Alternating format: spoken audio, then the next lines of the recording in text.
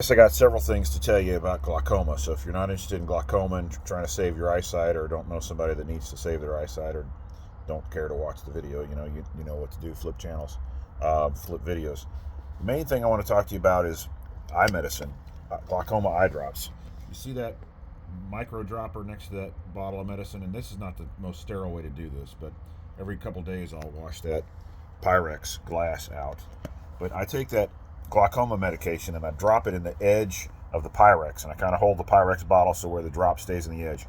And the reason I do a micro drop is several reasons. The micro drop gets less preservative, the BAK, in your eye, which has totally inflamed my eyelids and kind of destroyed my glands, and that it's just a mess. And hot compresses, I didn't do that well enough, and I should have. So now I've kind of messed up my eyelid pretty bad. But those micro drops really help, and if I was using them at the time, I had gotten away from it, and I really should never have gotten away from it because they're wonderful. The micro drops gives you exactly the dose of medication your eye needs, even though a doctor will tell you it's one full drop. Don't necessarily discuss this with your doctors, because most of them are going to call bullshit on this, unless they got a really good open mind, and unless they realize that there are things out there that their medical training and their own experience necessarily doesn't jive with. They got to have an open mind. So just listen to what I'm saying, make your own decisions. Of course, consult with your doctor, but I'm telling you, your doctor's not going to go for this necessarily.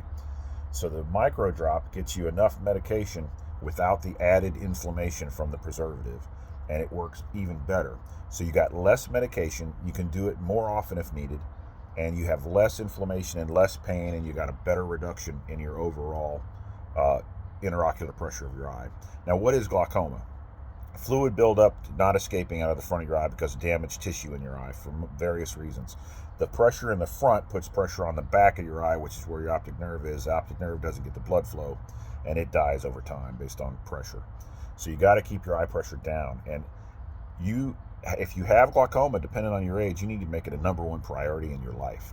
Even if your doctor says you're okay, you're going to be okay, I'm telling you right now, you need to make it a number one priority in your life. Because if you're young, 30, 40, or younger, you're going to go potentially the rest of your life, and people are living longer and longer, and we got a chance to, with this new technology coming, we got a chance to live a long time. You need to keep your eyesight. Maybe technology helps us to save our eyesight as well, but don't bank on that right now. Save your damn eyesight.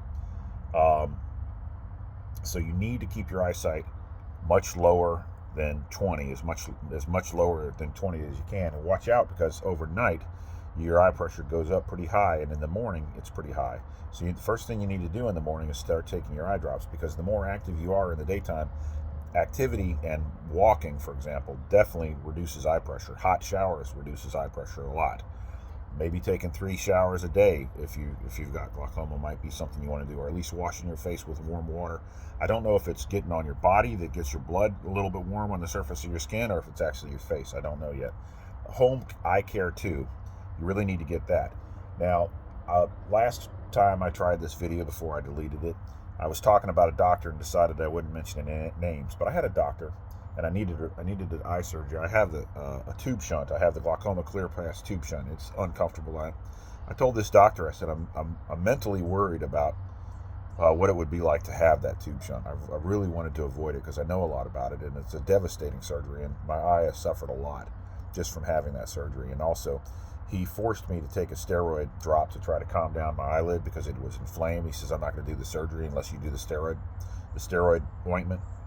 I did the steroid ointment, and one application of that, my eye pressure was 70 for three and a half days, and I couldn't really hardly get it down.